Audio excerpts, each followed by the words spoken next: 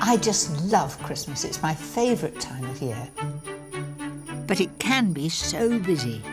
I'm going to share with you some great tips for getting ahead, so actual Christmas is stress-free. I have some wonderful, easy recipes. That's just perfect. And I'll also be finding out how everyone else is preparing for Christmas. That really takes the wind out of my sails. It is magnificent.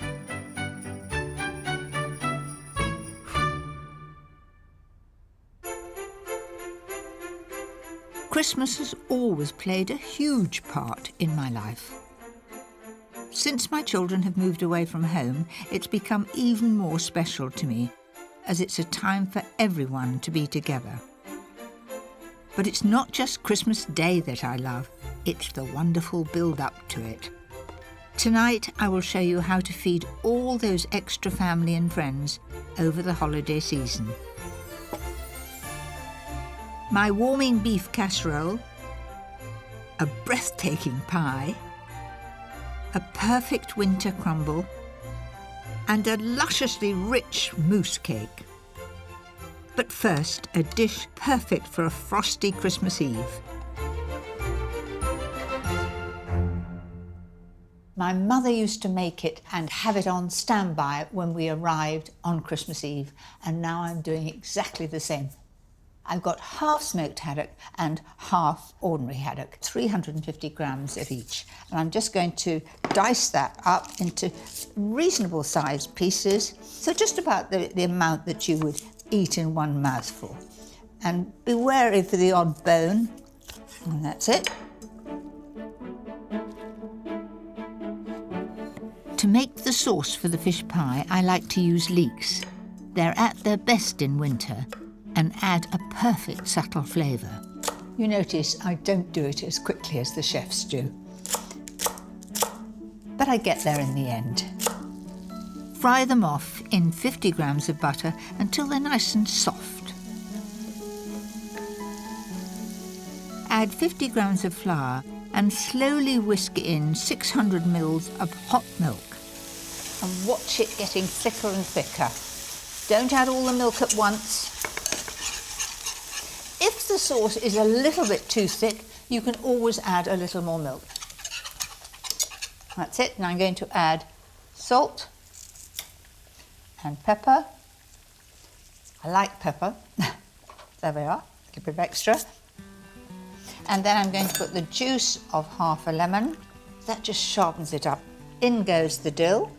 If you're not a lover of dill, you could always put chopped parsley in. Then in goes the fish. And the fish will cook in the hot sauce. The lovely smell of this fish, slightly smoky, just makes me think of Christmas. Once the fish begins to turn white, it's ready for the baking dish. Why do I grease the dish? Because it makes it much easier to clean afterwards. And it's usually me that's washing it up. Doesn't that look good?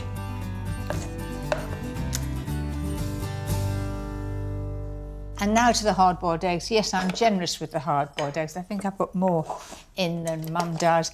And you know, all my family love fish pie, but my husband, if I don't put lots of hard-boiled egg in, I'm in trouble. That's it. And now to the soufflé topping. This is not only delicious, it's totally different and wonderfully crisp. Start by cutting 5 slices of stale bread into crouton. Then melt 75 grams of butter with the same amount of mature cheddar cheese. Add 50 grams of cream cheese over a low heat. Lastly, whisk 1 egg white until light and frothy.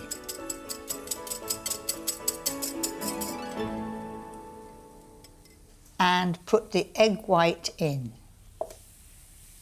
That's the soufflé topping. Here come the croutons. In they go.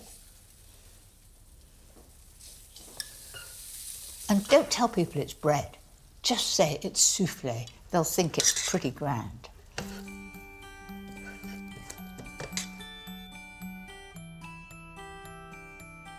there it is, all ready for the oven. Bake at 180 fan for 25 to 30 minutes until it's crisp and golden. Mum didn't have a glass door. I can have a glance and see everything's all right. How about that then?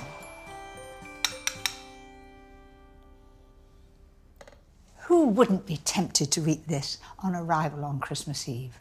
All piping hot, crispy topping. They'll all be starving for this.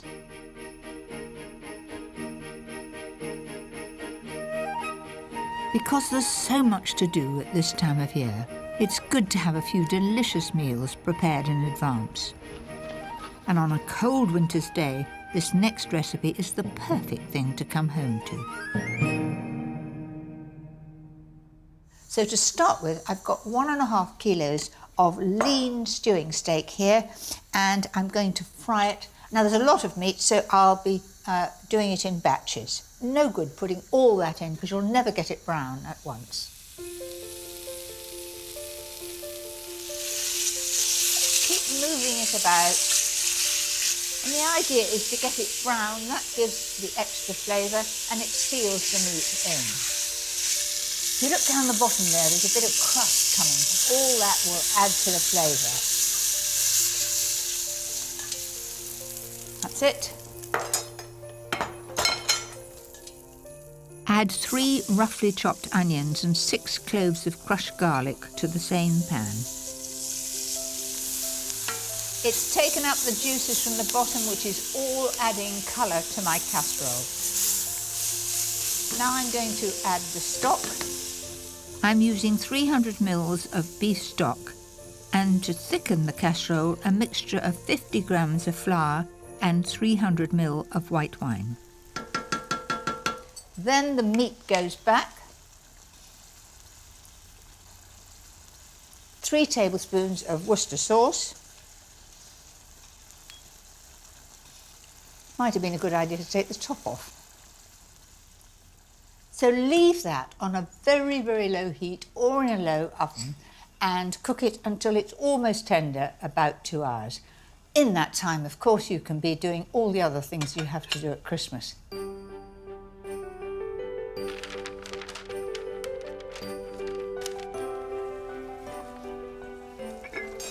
Gently bubbling there. Chestnut mushrooms, 500 grams going in. There's a lot of gravy here, and I can tell you my husband is a gravy man. He has it with sausages, he'll have it with steak. There has to be gravy, and so there's plenty here. Leave to simmer gently for another half an hour, and for extra kick, the all-important 3 tablespoons each of Dijon mustard and horseradish cream. Everybody seems to like chilies. There is no chili in sight here. This is really flavoursome, but not hot spicy. It really is perfect for a winter's day.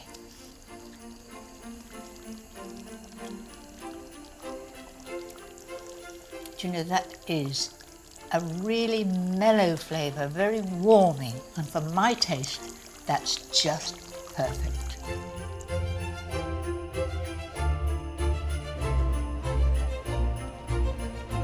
Christmas wouldn't be Christmas if my cupboards weren't bursting with my favourite sweet indulgence, chocolate. And nobody knows more about it than William Curley, 4 times British Chocolatier of the Year. Hello, William. I've heard so much about you and your chocolate creations. It's Christmas time, and I can't imagine Christmas without chocolate. Is it a very busy time for you? Gosh, Christmas, it's the busiest time of the year. Specialities such as our Dundee cake, our mince pies, pork truffles. Which is the thing that you like best? We love making a classic French patisserie, our bûche de Noël. The bûche de Noël, or Yule log, is served traditionally in France as their Christmas pudding and dates back to the 16th century. I've made Yule logs myself, but never anything quite like this. If you just take the mousse and run it up the side, like such, I bet you do this like lightning when you do it.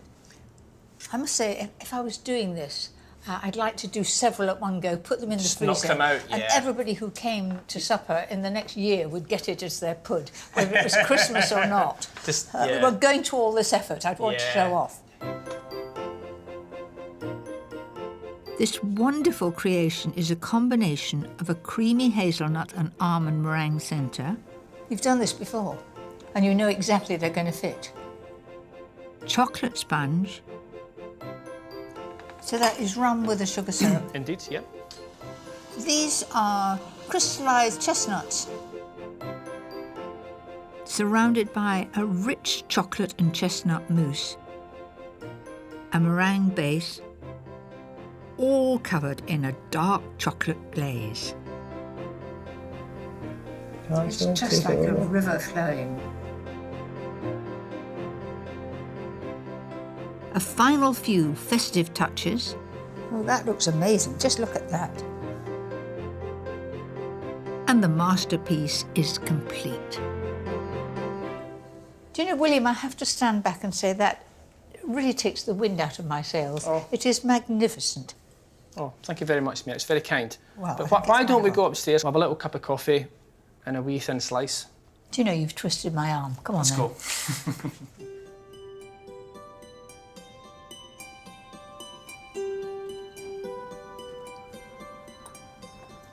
This is luxury personified. It is so chocolatey, and it's full of surprises as you get through the layers. Textures. Different flavours coming through. Oh, so good and oh, so memorable. All that remains, William, is to wish you a very, very happy Christmas. And you'll only have made about 1,000 of these come Christmas Eve. Indeed. Thank you, Mary. Merry Christmas to you.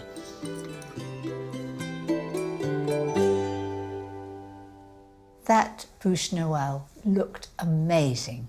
But if you haven't the time or the skill that William has, I've got the perfect recipe for you. A chocolate mousse cake. So the cake, very simple to make, and the strongest chocolate flavour you will get is from cocoa. To 25 grams of cocoa, add 3 tablespoons of boiling water. Aim to get a paste. A bit like soft butter, you would spread it across. There it is. Then add 2 eggs, 100 grams of caster sugar, 100 grams of self-raising flour, and a level teaspoon of baking powder. Don't make it heaped, it must be level, because if you put too much in, it'll rise up and fall down again. And lastly, 100 grams of baking spread.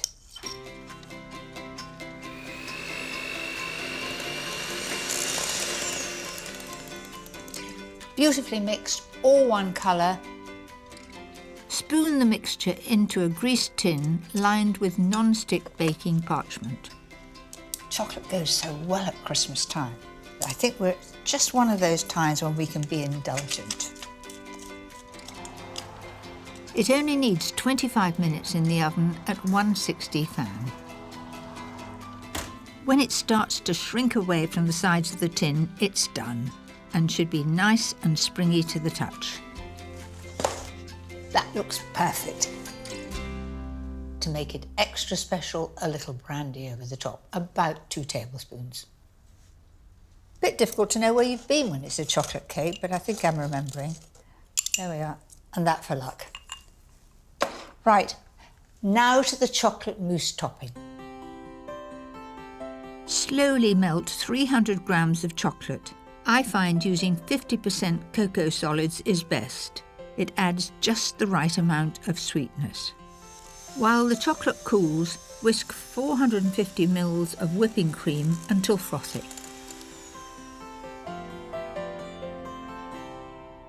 Fold that in, and you get the easiest and quickest chocolate mousse. And it's still a lovely frothy mixture.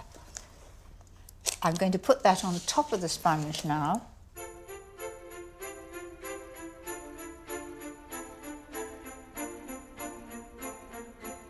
I'm going to chill it overnight in the fridge. That will firm it up.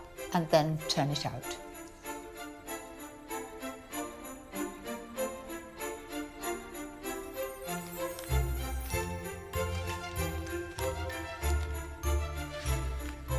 A little sieved cocoa over the top makes a professional finish. It's the sort of thing that William would have done with his bûche de Noël. And I think that really is quite a sort of showstopper, isn't it? Everybody will go ooh and ah when you walk in with that, and they won't know how long it took you to make. Not too long. And then a little sieved icing sugar makes it even more special. Also, it makes you think of snow and Christmas. That's my special, indulgent chocolate pud. That is so easy to make, but it's got the Christmas wow factor. Have a go.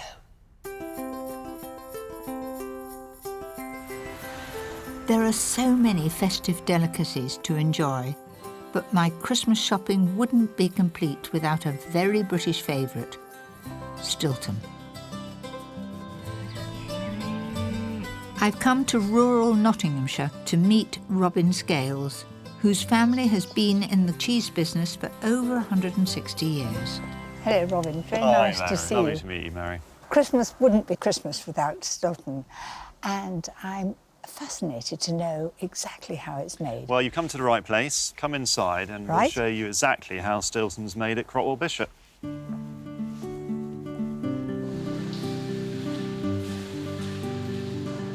What's special about this place is that everything here is done using methods that have changed very little since the 17th century. So this is right at the beginning of the process. The milk came into the vat about 3 hours ago. We added all the different ingredients to the milk. That include the rennet, which clots the milk and eventually turns it into curds and whey, as we see here. We take a nice big ladle of the curd and whey. We then transfer it into the draining table. So the whey goes away? The whey goes away and it's drained off. And we basically continue to do this until we've transferred all the curd and whey into this. You do it all by hand? All by hand. And it's literally a case of just scooping it out and then into the draining table. Quite deep. You won't touch the bottom. Oh, okay. Okay. So you won't fall in either, don't worry. Gentle down. Really gently, yeah. Spot on. And then down again. Well, it's quite therapeutic, this, isn't it? It is. The trick is to be really gentle with it. I was really gentle. And you've got it completely spot on, so, you know, you'd have a job here any day, Mary. All right, but I tell you, you But it needn't might- put me on here because it's a bit too much hard work. Yeah. The next step is to pack the curds into moulds. And 5 days later, they are set and ready for a process called rubbing up. We're trying to seal the cheese so no air or oxygen can get inside the cheese at this point. We want the cheese to condition over the next 4 or 5 weeks before we encourage any of the blue mould to grow. If you don't make that nice and smooth and there are sort of air holes, what happens? The blue mould may start to grow and would become quite strong at the end of its maturation. So Kerry is flattening it down a bit like icing a cake, really. It looks simple, but it is an art, and years of practice goes into this. Kerry's been doing it for many years. How long have you been doing it? 12? You doesn't look old enough to be doing it for 12. I know. After 5 weeks of maturing, the Stilton takes on a nice golden crust. It's then pierced, which allows the air in, and the distinctive mould can finally grow. 2 weeks later, and the beautiful blue marbling has taken hold.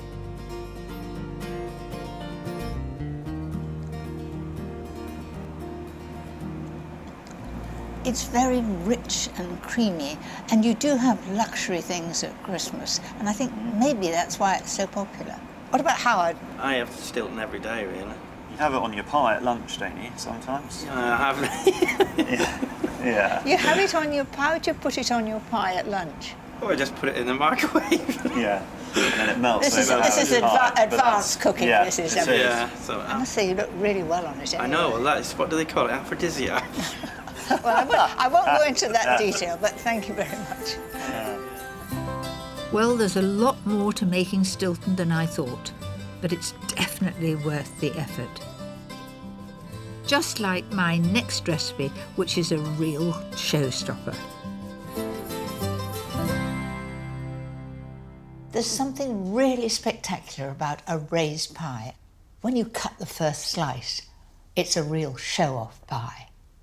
I'm going to make hot watercress pastry. You may not have made it before, but it is very easy to make, and it is the traditional one for a raised pie. Dissolve 100 grams of lard in 100 ml of hot water.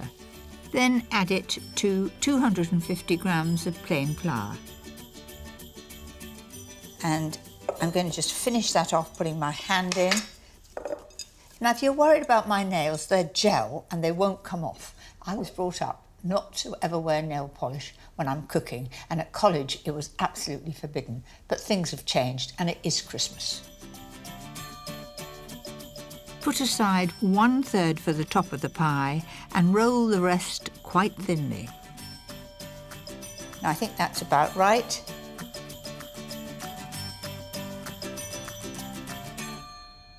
And now for the filling. I've got some gammon here, some chicken, pickled walnuts. I think they give a lovely texture, lovely flavour, hard-boiled eggs and sausage meat. Cut the gammon and chicken into strips. Then add lemon zest and fresh thyme to the sausage meat. And don't use dried thyme.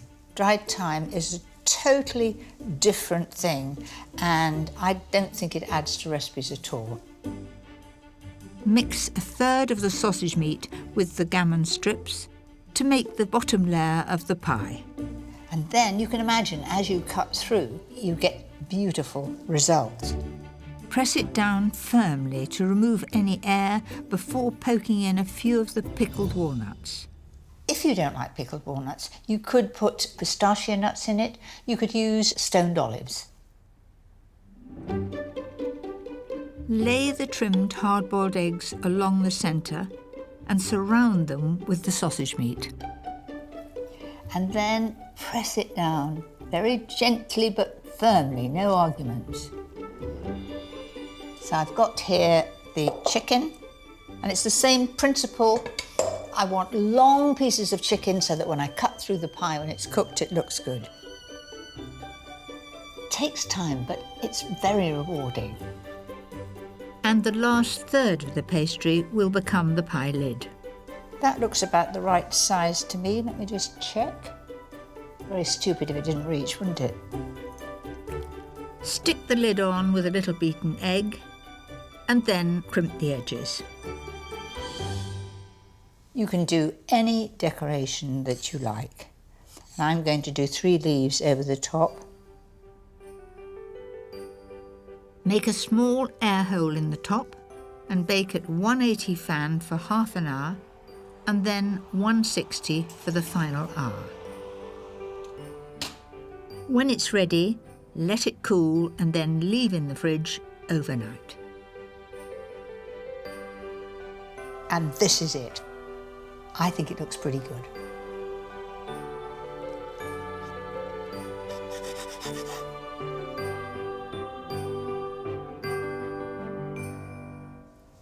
I can tell you, I'm chuffed to bits with that. I think it looks really perfect. What could be more impressive, more Christmassy? It really shows that you've pushed the boat out for all your family and friends. The wonderful thing about food at Christmas time is that it can be so indulgent, and I have the perfect winter pudding that will spoil everyone. I like my puddings to be special, and this is my take on blackberry and apple crumble. I've already made a flan case. It's 28 centimetres wide and I've baked it blind, so it's ready to receive this blackberry and apple filling. I'm using 4 Bramley apples for the filling. They tend to work best. Add a couple of tablespoonfuls of water and 150 grams of caster sugar. Just give that a stir. Simmer on a low heat with the lid on for about 10 minutes until the apples start to soften. Right, time to add the blackberries. Take about 5 minutes of gently stirring. That looks absolutely right to me. A good tip is to drain the juice from the fruit filling, otherwise your pastry will get too soggy. There we are, it's pouring down. And that will be lovely, just reduced a bit and served with it.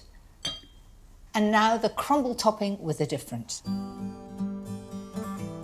Start with 175 grams of plain flour and 100 grams of butter. And this honestly isn't worth getting a machine out to do. And you just lift it up. This is a wonderful thing to do with children. They absolutely love it. For extra crunch, add 100 grams of demerara sugar, 50 grams of porridge oats, and 50 grams of coarsely chopped hazelnuts.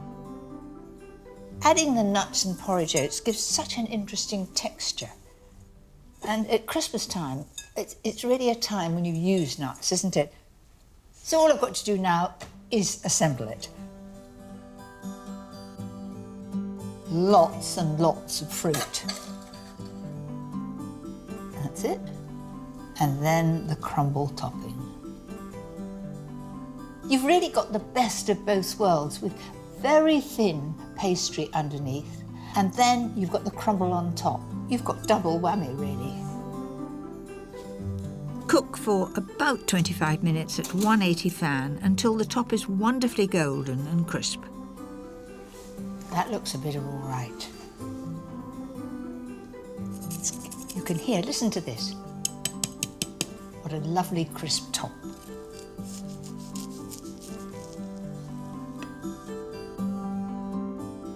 Serve with a dollop of cream and the reduced fruit juices.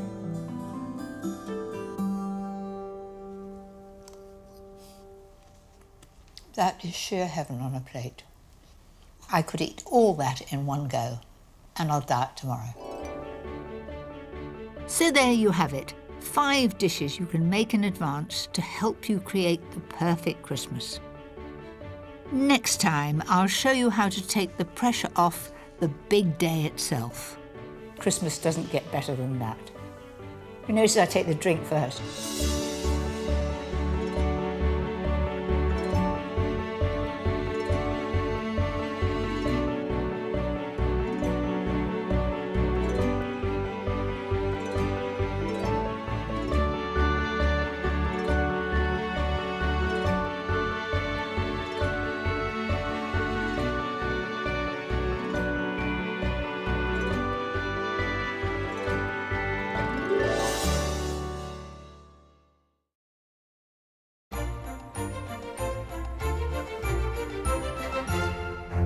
My mother used to make it and have it on standby when we arrived on Christmas Eve, and now I'm doing exactly the same.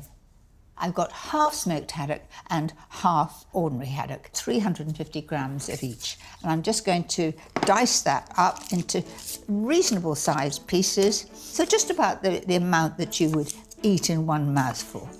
And be wary for the odd bone, and that's it. To make the sauce for the fish pie, I like to use leeks. They're at their best in winter and add a perfect subtle flavour. You notice I don't do it as quickly as the chefs do. But I get there in the end. Fry them off in 50 grams of butter until they're nice and soft.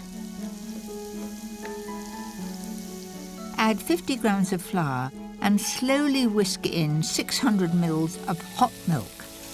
And watch it getting thicker and thicker. Don't add all the milk at once. If the sauce is a little bit too thick, you can always add a little more milk. That's it. Now I'm going to add salt and pepper. I like pepper. There we are, a little bit of extra. And then I'm going to put the juice of half a lemon. That just sharpens it up. In goes the dill. If you're not a lover of dill, you could always put chopped parsley in. Then in goes the fish, and the fish will cook in the hot sauce. The lovely smell of this fish, slightly smoky, just makes me think of Christmas. Once the fish begins to turn white, it's ready for the baking dish. Why do I grease the dish? Because it makes it much easier to clean afterwards. And it's usually me that's washing it up. Doesn't that look good?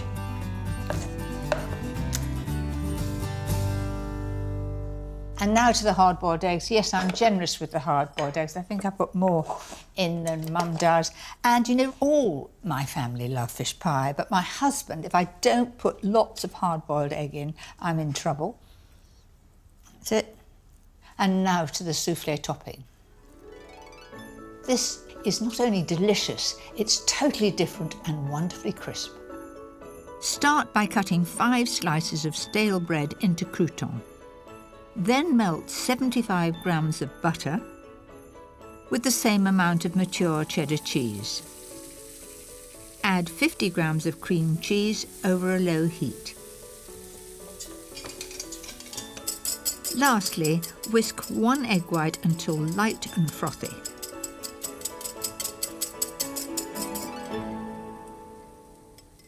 And put the egg white in. That's the soufflé topping. Here come the croutons. In they go. And don't tell people it's bread. Just say it's soufflé. They'll think it's pretty grand.